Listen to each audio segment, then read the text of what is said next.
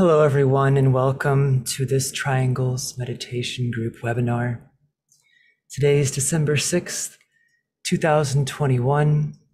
We are so glad to have all of you here today to take part and contribute to this important work. Before we begin, let us sound together the Noontime Recollection.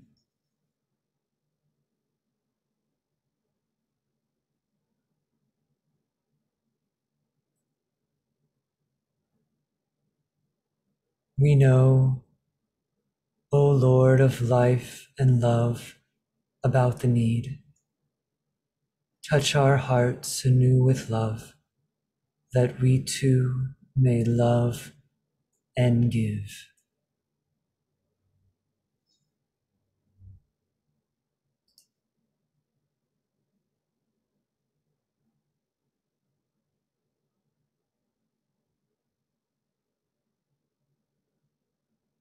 The purpose of this webinar is to introduce the work of triangles to people who are new to it, and to aid them in the forming of triangles.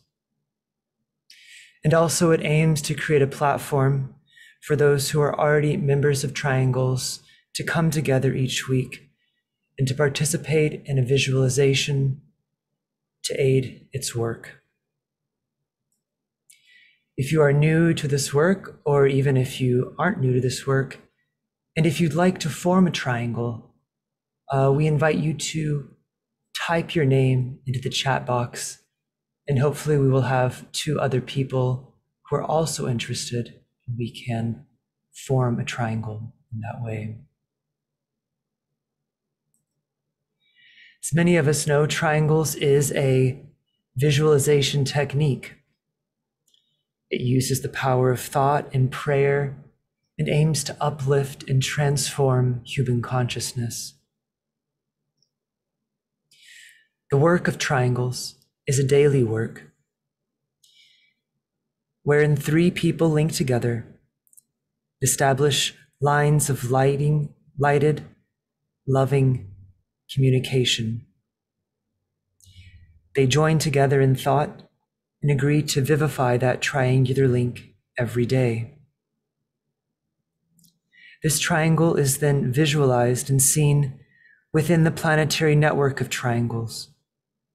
And as that network is visualized, the great invocation is sounded in order to release and circulate spiritual energies throughout the etheric network and into the consciousness of humanity. Triangles need only take a few minutes each day, and therefore it can be fit into even the busiest of schedules. Today we have a returning guest presenter, Clarence Harvey, who's presented on the webinar several times before. Clarence hails from the UK, and he works in the field of education. Today he will be speaking on the theme, Invocative Reflections on Purpose. Clarence will present after our meditation today, and we'll hopefully have some time for discussion and questions. So if you have anything you'd like to ask him, any thoughts that arise during his presentation, you can share them then. That will also be an opportunity for those of you who are new to the work to ask any questions you might have about the triangles work, about the process, about what it entails.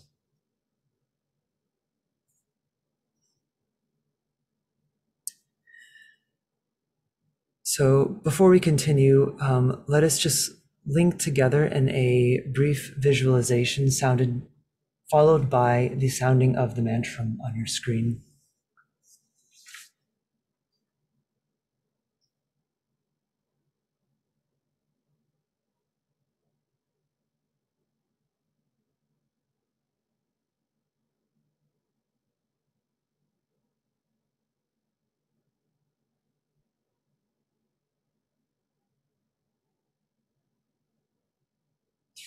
Visualize the planet as a sphere of lighted energy.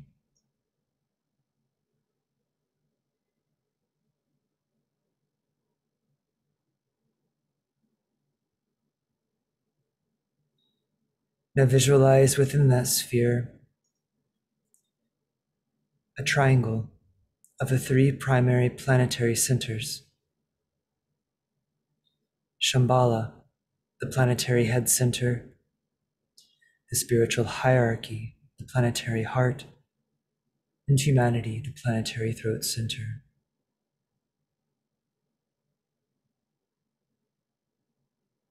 Visualize the circulation of energies flowing in all directions around the triangle from point to point, merging and blending the 3 points and filling the triangle with light.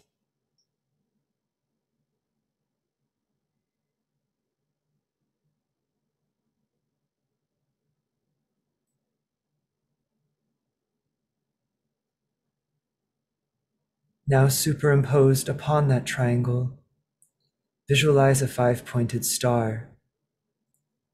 This is the star of the world teacher, linking east and west, past and present, and radiating the energy of love wisdom.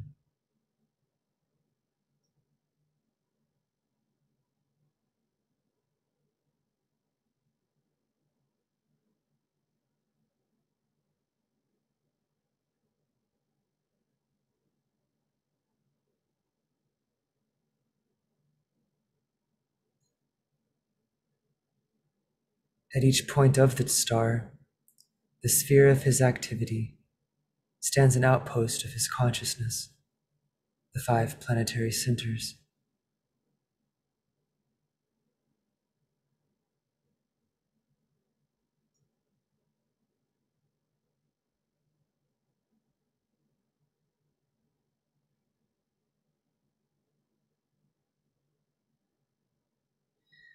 Visualize the energies radiating forth from the center of the triangle, out through the 5 points of the planetary star.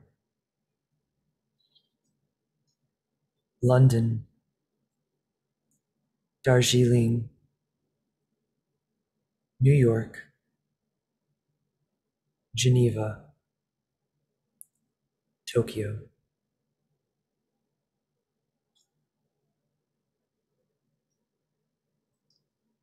Visualize these outpouring energies, enlivening small groups, gathering everywhere, aiding them to focus and direct the energies into the consciousness of all humanity, solving its problems, creating right human relations, restoring peace on earth.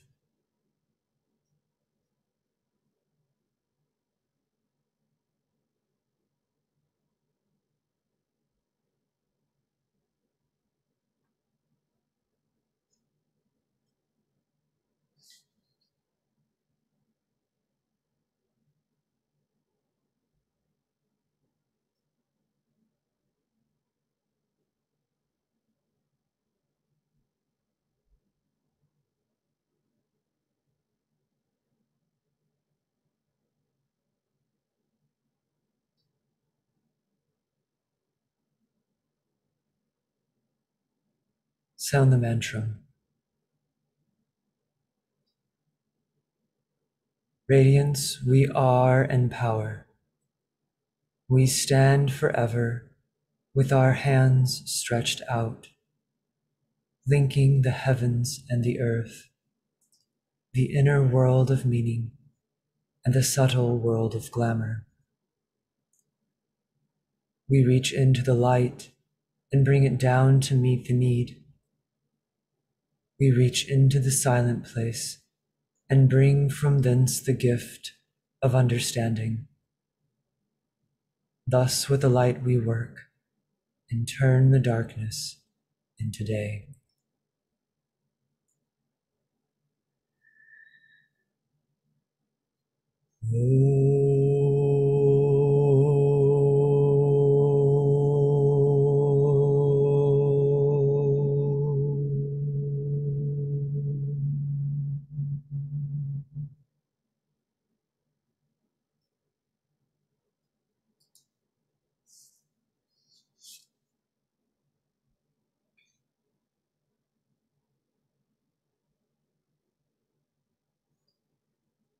The whole process of evolution, of moving forward from darkness into light, is governed and made possible through a vast network of relationships, which span from the most basic form of elemental life right up to and beyond the one in whose body all lives on our planet find their place.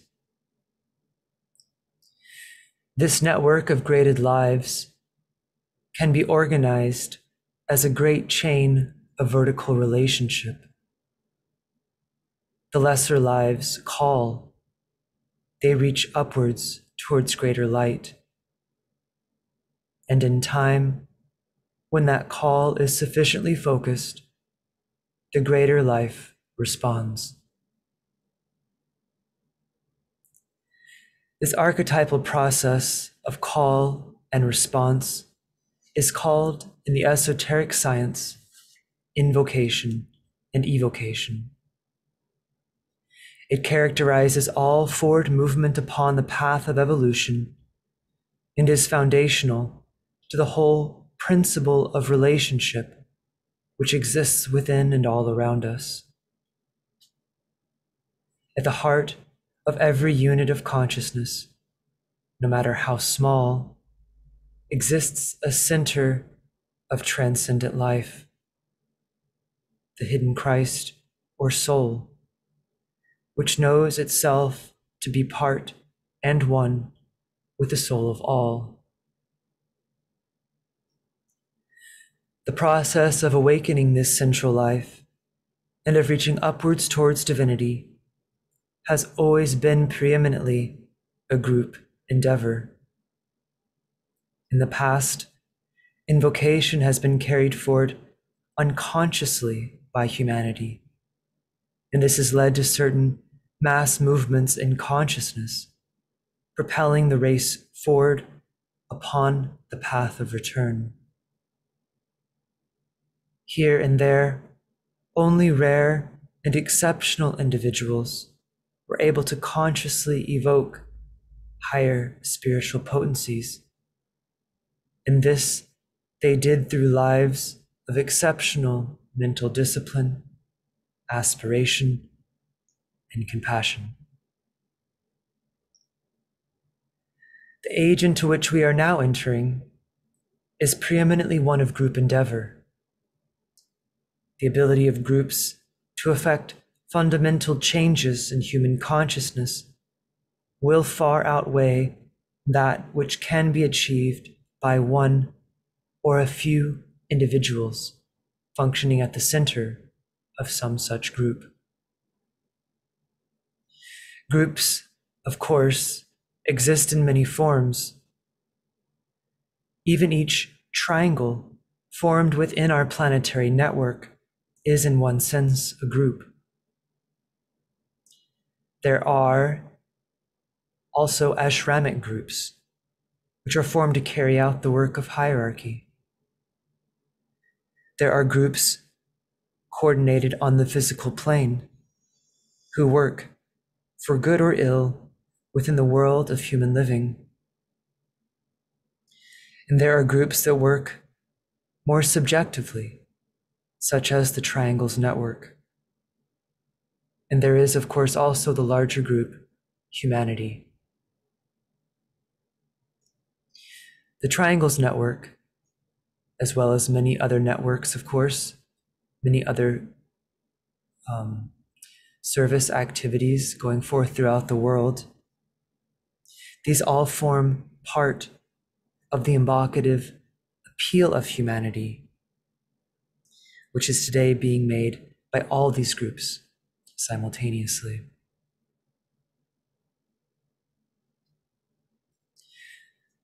The power of a group is far more than simply the sum of its parts.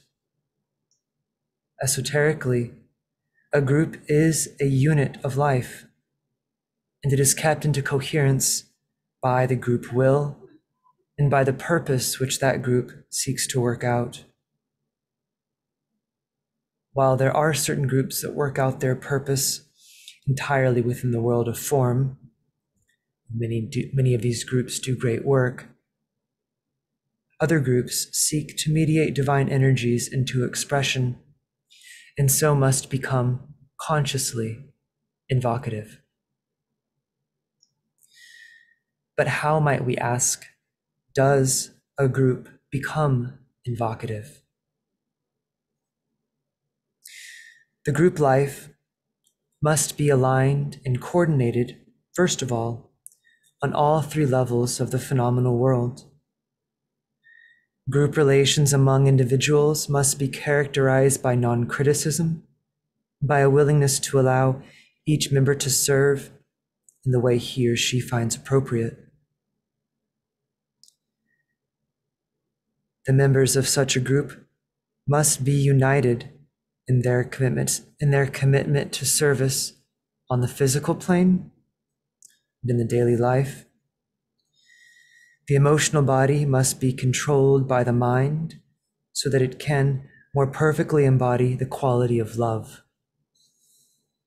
The mind must be awake and active, consciously aware of the purpose for which the group exists and the means whereby that work must be carried out. Once coordinated on the lower levels, the 3 worlds of human living, physical, emotional, and mental worlds, the group must then learn to work at a point of tension, whereby the forces of their aspiration, their spiritual desire, the nascent will to good become focused, intensified, and magnetic. The group must also learn to work with vision, employing the imagination to see clearly the work that must be carried out. Both its process and end result must be seen with clarity. The complete fulfillment of the group's highest purpose, its highest ideal, must be visioned and known.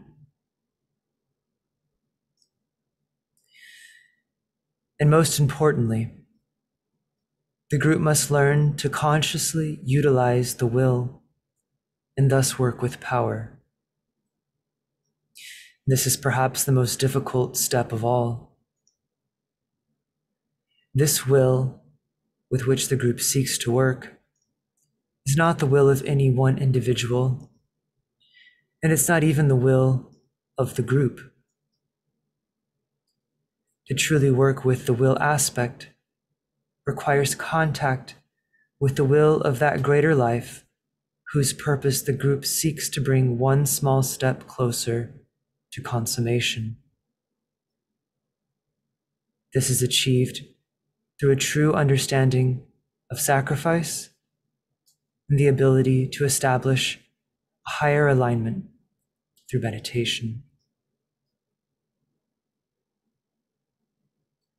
With this in mind, let us now prepare for our meditation.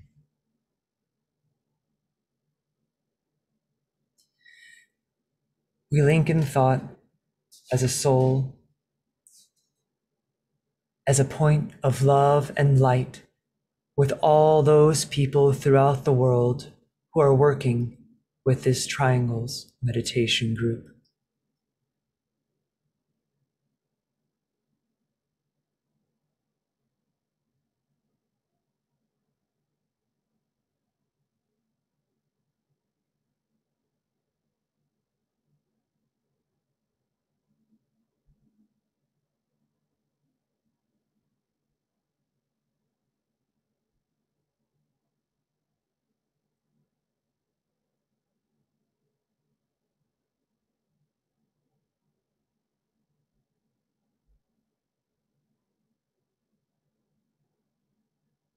We sound together the invocation of will. In the center of the will of God I stand. Naught shall deflect my will from His. I implement that will by love. I turn towards the field of service. I, the triangle divine, work out that will within the square and serve my fellow men.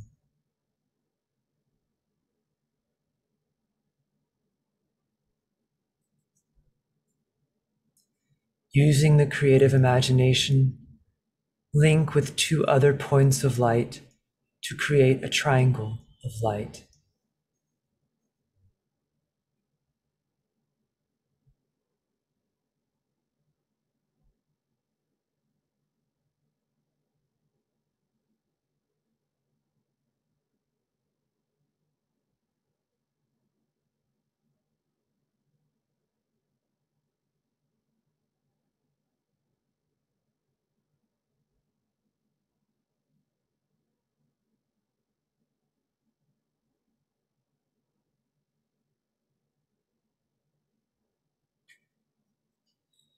Visualize the triangle in which you are working as an essential part of the radiant, worldwide triangles network.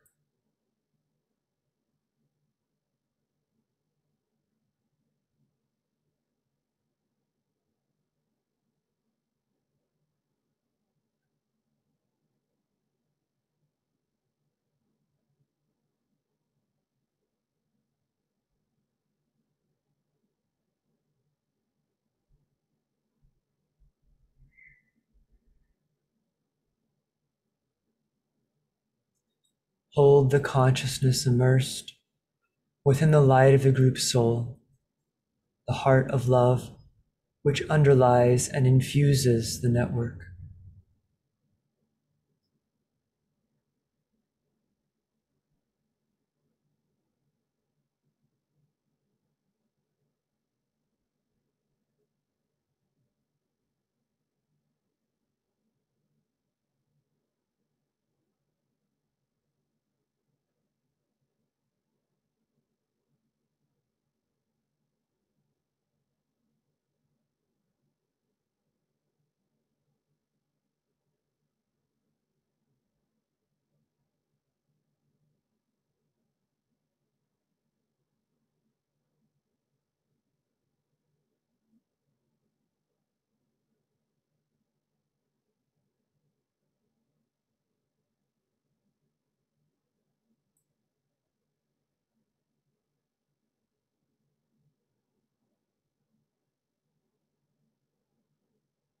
Now lift your consciousness to the world teacher, who stands as the heart of love at the center of the spiritual hierarchy, and also at the heart of each triangle.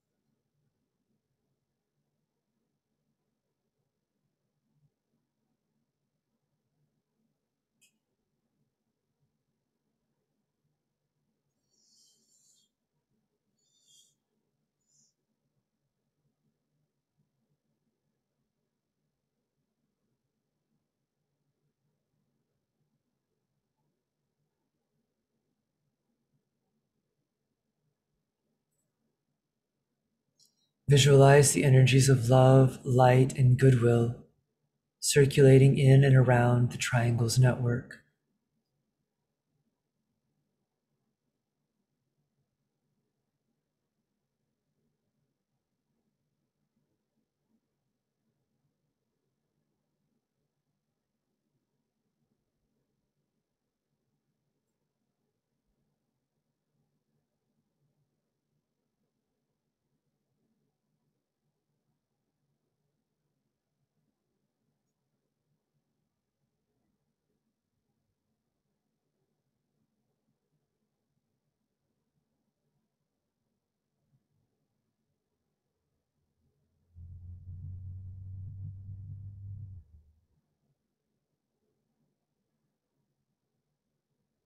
Visualize these energies unifying and eliminating all divisions within humanity, healing and transforming human consciousness, establishing right human relationships.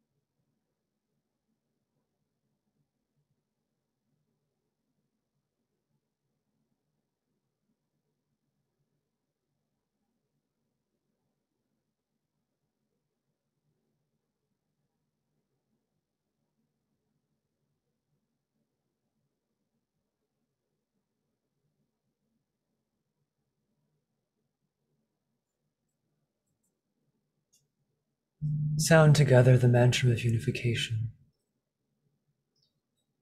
The souls of all are one, and I am one with them. I seek to love, not hate.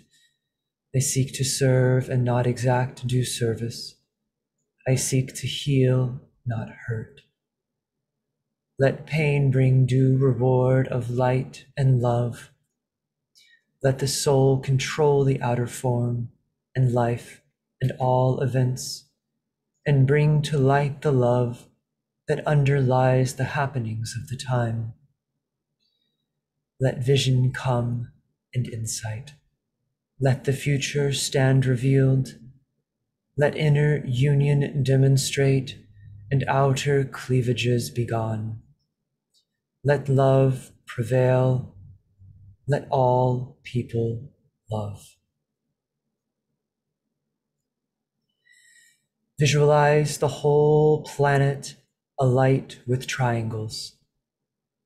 See new triangles being formed everywhere.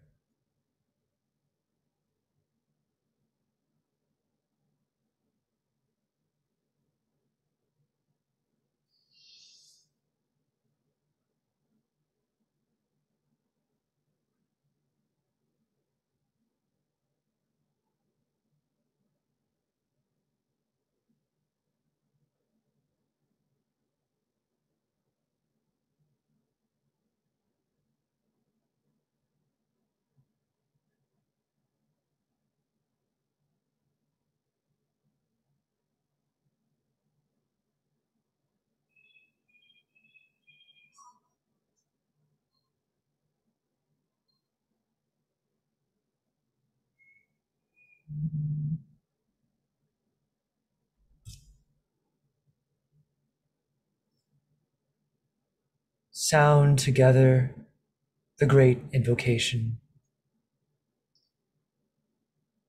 and visualize as you do so the network acting as a link between the world of spiritual realities and humanity.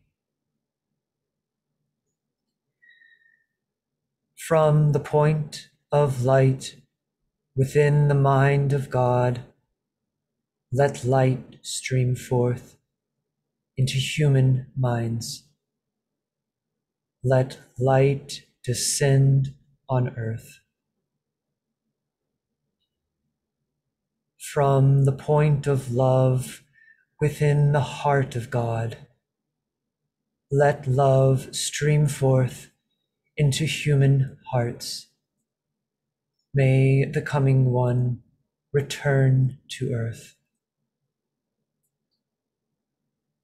From the center where the will of God is known, let purpose guide all little human wills, the purpose which the masters know and serve.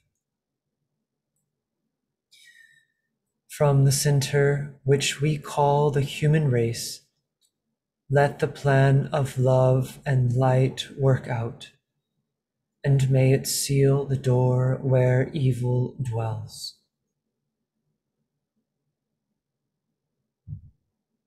Let light and love and power restore the plan on earth.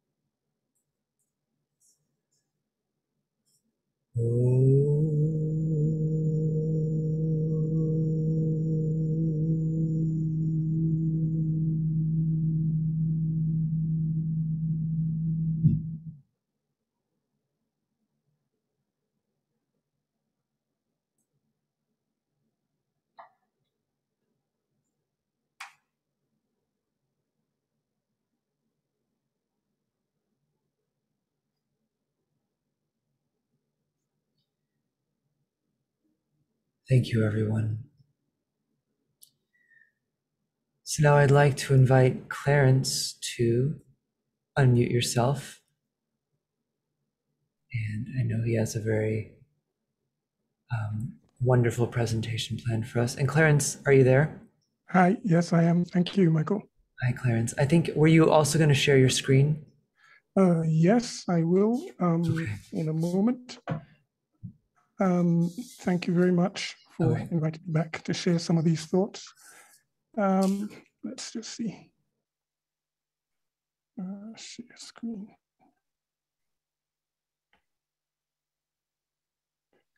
Yes. Okay. Are we seeing the screen?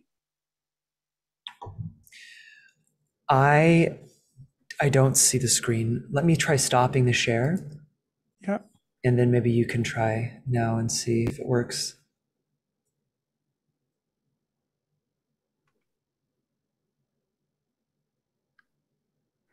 Just a moment. Let's go back to here. Right. I clicked on a share screen. Now I'm just seeing your. Here we go. Just a moment.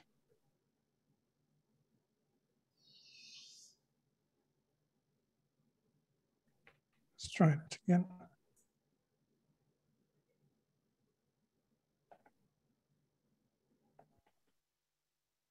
Are we seeing it now? All right, there we go. I see it very clearly now. Okay, good. Thank you very much. Here we go. So that should be on full screen now? Yes, it is. Great. So the current sign of the zodiac in which the sun is located is Sagittarius. And reflective thoughts on purpose, which I'd like to share today, hold that awareness as a context or contextual background. At the same time, I've called these invocative reflections for two reasons.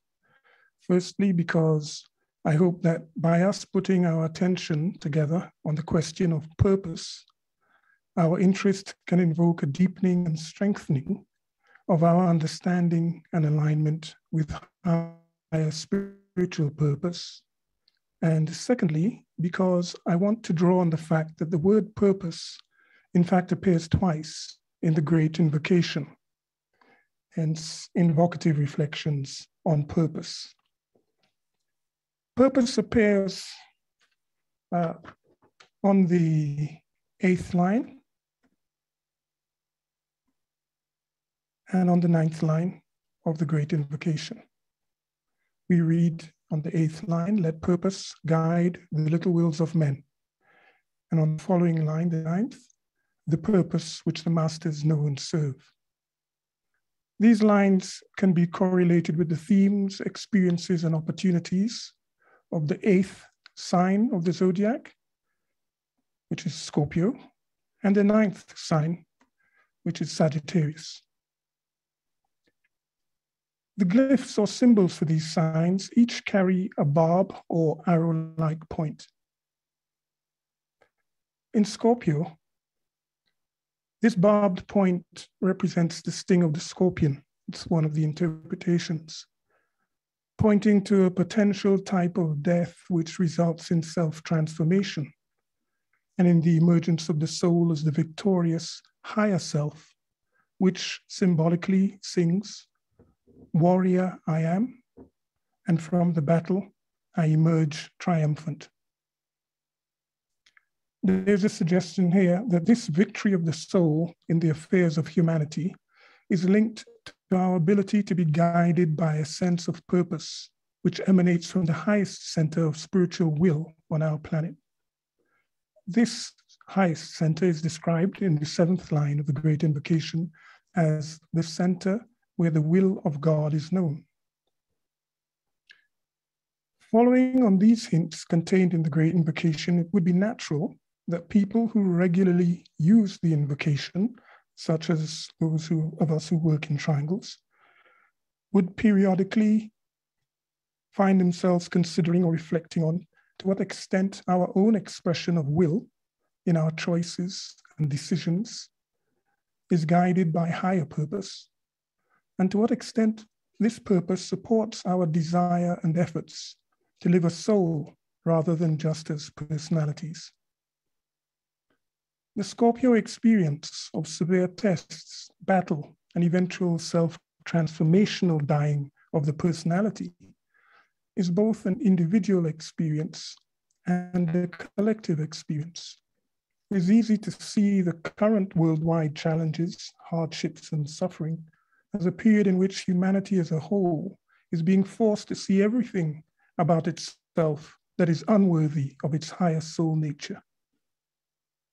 It is easy to see also that humanity has not yet grasped and embraced the importance of a collective sense of noble purpose to guide it through its major decisions. Our purposes are usually still far too selfish, so that even when achieved, they tend to lead to benefit for the few rather than for the whole. We can see the issues around COVID-19, mask wearing, social distancing, vaccination, as all being connected with whether our actions are motivated by purposes that lead to the victory of the soul in human living. A major service, perhaps, that we can all give is to cultivate a sense of higher guiding purpose, guiding not only ourselves, but potentially all humanity, when humanity is ready to choose this. In the warrior training given in Kyokushin karate dojos all over the world, training sessions begin with a simple ritual of bowing to the teacher, to each other, and to what is described as your God or religion. This is a practice of spiritual alignment. In dojos of the Solfa Do, we begin by bowing to our highest sense of purpose, reinforced by sounding the Great Invocation at the close of the training session. It's probably worth adding that a deliberate attempt is also made in these Solfa Do dojos to use the bow as part of a practice of stimulating a sensitivity to vibration in the top of the head, related to the etheric center in the top of the head. It seems fair to say that if we reflect on the question of which purposes guide our thinking and feeling and actions in everyday life and over time, we are likely to gain much clarity and insight, and probably also learn things about ourselves that we might not be too proud of. Eventually, our great achievement is to learn to live lives imbued with and guided by soul purpose. Our Scorpio barb thus becomes freed to aim even higher, to become released from the me, and to fly upward towards the even higher purposes that motivate the members of the spiritual hierarchy. This brings us to the Sagittarius line's use of the word purpose. The zodiacal keynote of the soul in Sagittarius relates to and contrasts with the Sagittarius line in the Great Invocation, giving us two expressions of the energy of purpose under the influence of this cosmic sign. At the personality level, the human soul expresses this zodiacal energy as, I see the goal, I reach that goal, and then I see another. This is an experience of progression from goal to goal, including a sense of ambition and achievement. When the soul emerges as the victorious warrior from the Scorpio experience, the energy of Sagittarius is now impersonal and all-conditioning, described in the words, the purpose which the masters know and serve. We could reflect on this contrast and recognize that the purpose referred to in the 9th line of the Great Invocation is not only impersonal, but universal. The 3rd stanza of the Great Invocation invites us to help let humanity be guided by the same purpose which the masters, the great ones who stand as the embodied heart center of our planetary life, collectively know and serve. There is a definitive relating of the two centers, humanity and hierarchy, on the basis of a shared purpose that is being consciously invoked by humanity itself. We might suppose that the practice of a culture of bowing to the highest spiritual purpose, as I described earlier, in order to cultivate sensitivity in the crown center to that purpose, may well form part of the coming culture of the soul. We might imagine that over time, this practice helps awaken the brain cells around the pineal gland in the head, giving a steadily developing sensitivity to the vibrations of the purpose which the masters know and serve. In any case, the linking of humanity in the hierarchy by the word purpose is a subtle implication of one of the key themes and intended outcomes of human development in the Aquarian age. The theme or challenge of an achieved spirit of brotherhood and right relations. This theme is underscored rather simply through a consideration of some of the numbers involved in the placement of the word purpose in the Great Invocation. Consider the following. In the Great Invocation, the word purpose is both the 60th word and the 68th word. As the 60th word, it comes in a line referring to human wills and the scorpionic battle. And as the 68th word, it comes in a line referring to the masters of the hierarchy and their dedicated life of service. Adding these two numbers, 60 and 68, gives the number 128, 128. This number, 128, is of particular significance because, peculiarly, it is the raw numerical value of the word brotherhood,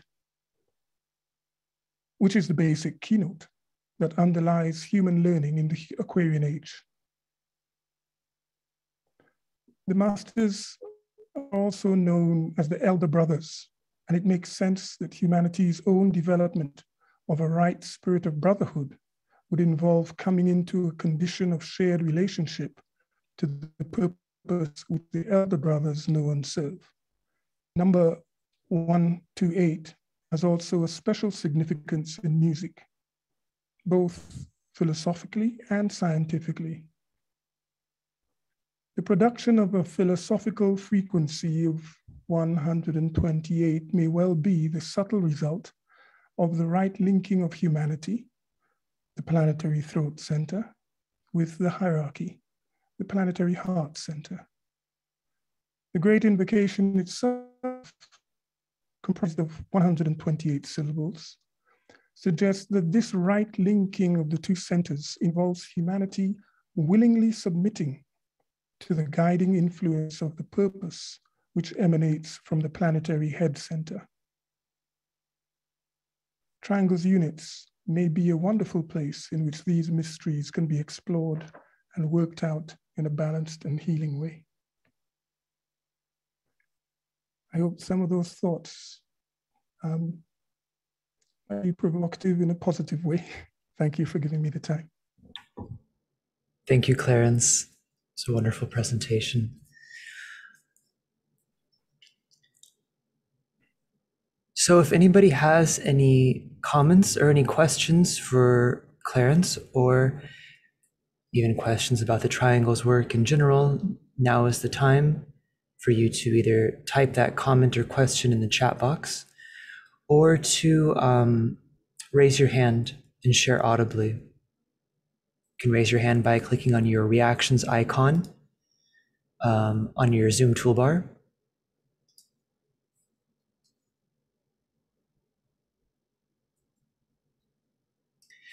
Clarence, I love all of the correspondences that you bring up with the Great Invocation, with the keynote with the zodiac, with the keynotes of the signs, with the numerology. It reminds me anyway that that things are so much more interconnected than we can really even imagine, and even that which there's so much that we can imagine, and what about all that is even beyond that, Yes. Yes. Yeah, I think for me there are many threads that one can follow. I suppose for simplicity, it's sometimes better to not weave in too many at one time, and especially until we start getting a sense of right interconnection. But it is, I think my overall sense is that there is timing for study. As a teacher, we sometimes used to consider that certain subjects are better taught in the morning than in the afternoon. There were no esoteric reasons for this. It's simply that the children, students, young people were more alert at that time, but not too early in the morning because they're not yet emerged from sleep. So, this question of when do we look at certain things? And the question of purpose, looking at it during a period when the sun is in Sagittarius, and that sense of expansion and the willingness to learn and engage in higher learning, which are themes associated with Sagittarius, seems to me appropriate in and of itself to look at topics such as this, which are not necessarily that easy to grasp. And the sense that seeing or getting a sense of purpose, working in connection with that, and inevitably reaching that and then seeing another, maybe higher purpose beyond, is an important one for us not to become too attached to what we already know. Yeah. There's I forget, I've heard this worded somewhere before, but it's, each plateau and this is the keynote of Sagittarius, is each plateau you reach is the jumping off point for the next journey, sort of. And so, you reach that next mountain, that next goal, and then has to be the beginning of a new adventure, a new, endeavor of seeking understanding, of seeking a higher purpose. Yes. Clarence, would you like to read some of these comments in the chat? Can you see the chat, or would you like me to relay them? Yes, and maybe it'll help if I expand it. Yes, I think that helps. I think the first one I pick up is clarify. He's asked about clarifying the connection to higher purpose of current social restrictions. I'm not sure that I have an answer to that, accepting that my sense is that we probably all know people who let's take the simple thing of vaccination, since this is a growing issue around the world of whether to get the COVID vaccine or not. And we will know people who are hesitant and people who have no hesitancy whatsoever. For me, it is helpful to attempt to think of such issues, not so much from a matter of opinion or belief, but from a sense of trying to be guided and see ourselves as eventually, meaning ourselves, meaning all of us, the whole of humanity, being prompted, guided by a higher purpose. Now, when such higher purpose starts to take some form in our minds, it seems to me that it would inevitably be very inclusive, so that whether I feel myself on this side or on that side, I start to recognize our common struggle as a common struggle to evolve in consciousness towards the best of what we can be. It means I am less caught up in whether I am right or wrong, or my friend or brother or the other person is right or wrong. And I am more tuned to what we are really seeking to align with. And those things can be very vague, but when we use an instrument such as the Great Invocation, it becomes a little clearer that we are talking here about a spiritual purpose behind our planetary existence. We're talking here about an aspect of our planetary existence which is embodied in what we call hierarchy. And we know that this is an aspect that is the highest embodiment of love on our planet. So if we're thinking in those terms, it can free us from, if you want, the detail and the emotions that we automatically are engaged in as we live through very testing times. So I think that's kind of really one of the values of aligning or trying to align with purpose. I see, if I can just move on, I think how music crosses all boundaries of humanity. Yes. And Matthew, if I haven't read it yet, Matthew, so forgive me if I misread what you've got, but I'll just read it as I see it. One kind of invocation is to ask a question, such as, how can I or we help bring more love, well-being, and harmony in our world? Then listen deeply for the answer, as it comes from the wisdom of love. The answer is an evocation from love wisdom, and our human evocation is how we apply this answer and in what we do to help the world. Thank you, Matthew. Yeah, that kind of aligns with, for me, where we can choose to put our awareness so that we're not denying the day-to-day realities of whatever things are the many things that are so wrong, but we are always seeking to make sure that we are aligning upwards, if you want, into the higher possibilities. Interestingly, I see Ellie has, I think I didn't mention it, Ellie posted, I think there was a link, but she talks about a website that focuses a bit on that frequency of C128. C is aligned with the root chakra, I see her suggesting here. Clint asks any ideas on what singing or songs will be like when performed from a mental rather than an emotional level. I like that question. And my answer to that is try it. I rather suspect that that's part of working out the plan, working out, following our intuition and testing it out in practice. And when we do that, we start to bring it into reality.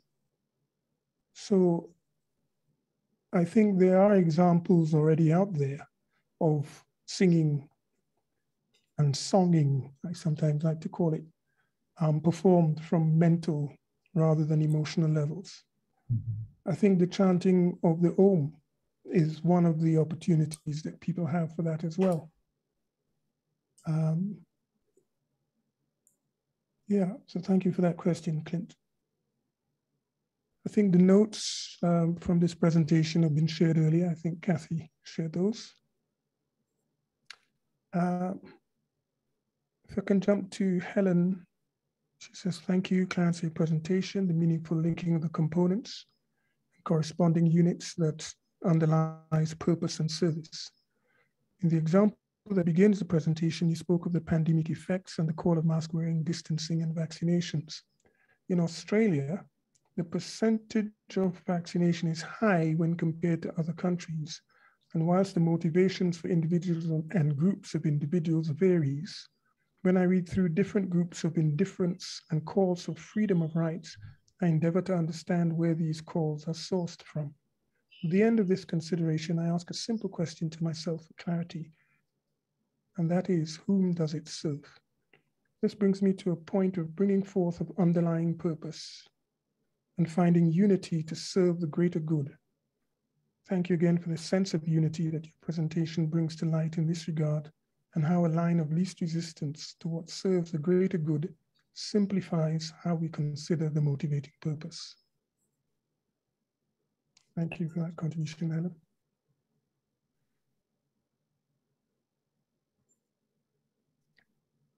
Angela says that Harold Moses does music based on the 7 rays and their frequencies. He's on Nimbit music. I think that's partly connected with Clint's question about mentally produced music or mentally sung music and what that's like.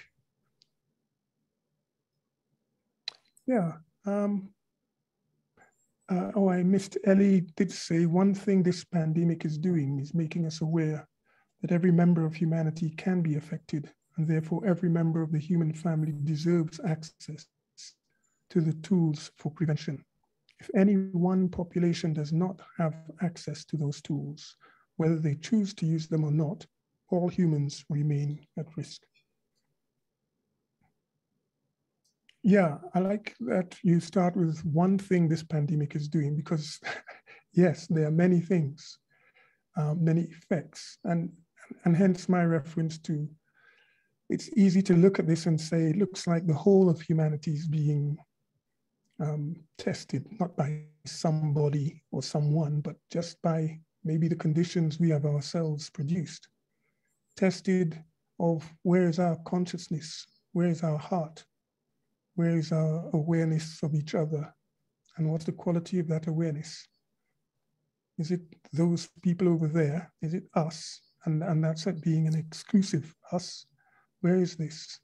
And how powerful is the awareness of people who really are more concerned with the whole of humanity and its well-being, as compared to people who are very selfishly focused? Where does the power lie? And is there a way to strengthen and empower the will to good of the whole, for the whole?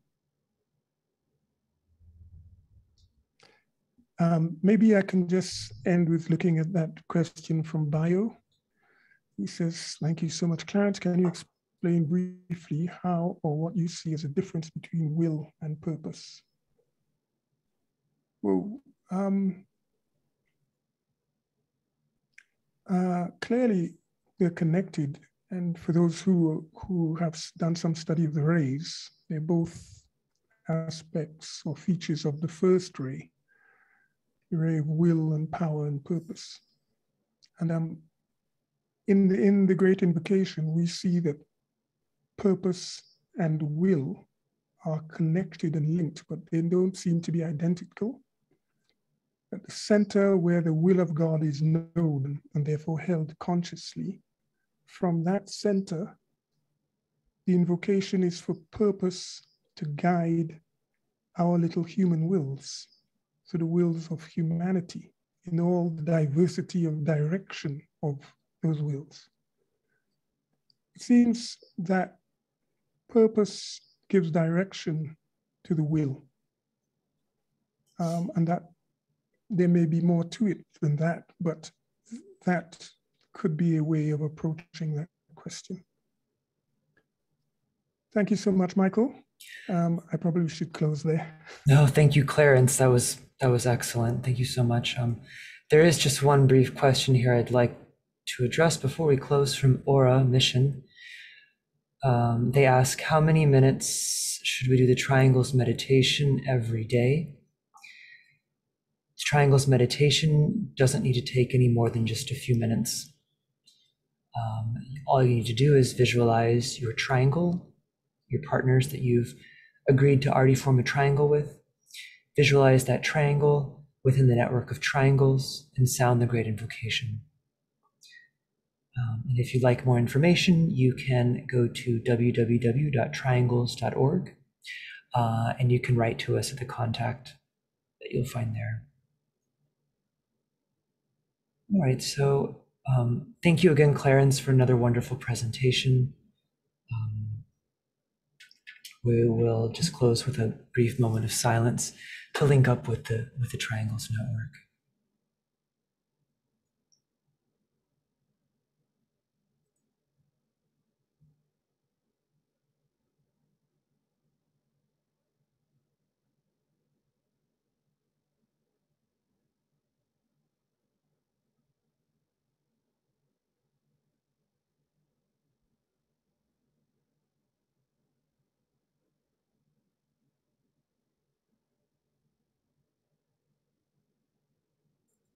Thank you.